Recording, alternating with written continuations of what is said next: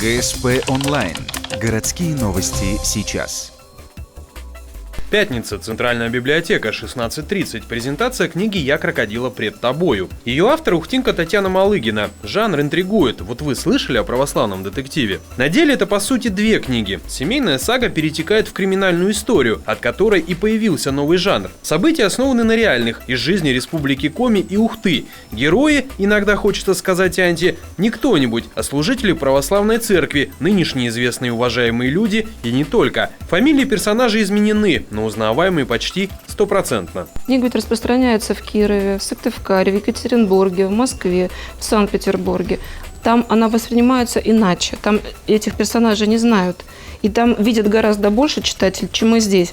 Мы в Ухте здесь увидели, читатель, что обидели нескольких людей, известных, там, которые делают добро, которые там что-то строят.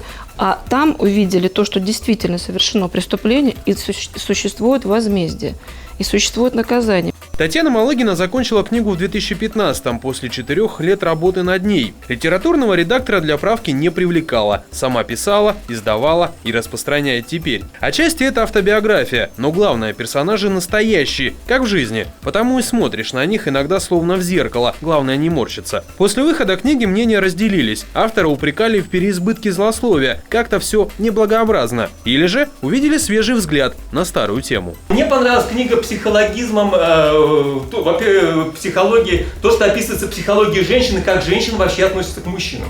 То есть я могу сказать, как же мужчина относится к женщине, да, и расписать это. И, к сожалению, вся литература пишет об этом, да, вот. Мне, товарищ писатель, не буду соврать. Вот с другой стороны, то, что вы описали, это, в общем-то, прекрасно.